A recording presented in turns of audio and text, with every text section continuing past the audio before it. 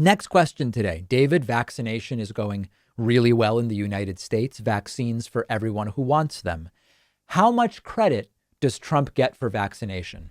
Listen, he gets very little. He gets very little. And what I mean is the following.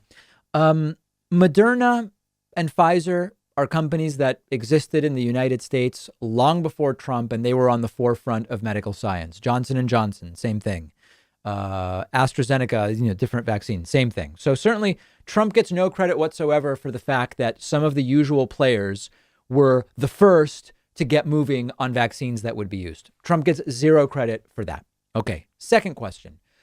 Who thought up the vaccines? Well, the truth is that back in January, the virus was sequenced. When it comes to the Pfizer vaccine, Turkish immigrants to Germany are the ones who actually put together the building blocks of this vaccine. It was ultimately developed and produced by Pfizer. Trump certainly gets no credit for that. Now, what did Trump do? Well, Operation Warp Speed. What Trump did is what any president short of a true sort of genocidal psychopath who wants to prevent vaccine development would have done, which is what? Trump made funds available for companies that wanted to participate in Operation Warp Speed. The big manufacturers did not participate in Operation Warp Speed from a development standpoint. And then, yes, the government agreed to pre-purchase a whole bunch of vaccines so that production could start even before we knew which candidate vaccine is going to eventually be the one that's used. You can give Trump credit for that if you want.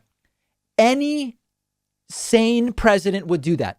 OK, so when we give him credit for that, what we're saying is Trump didn't go out of his way to make it more difficult to get these vaccines produced. And the reason you have to do this, and the reason this is so commonly done when you are developing a medication for an urgent health situation, is if you wait until approval to start manufacturing, you're behind.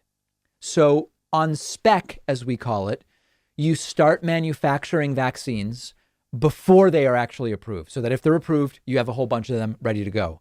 Trump allowed that to happen.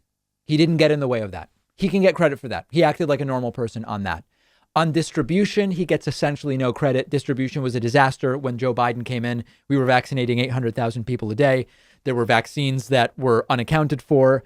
There was no plan turned over to Joe Biden. It was an absolute, complete and total mess. So how much credit does Trump get? He gets very little. He, by downplaying the virus, reduced interest in people getting the vaccine. The distribution was essentially non-existent. Trump got vaccinated in January, didn't even go public with that until March, at which point 2 more months of building anti-vaccine sentiment had been allowed to fester and ferment. So Trump gets extraordinarily little credit.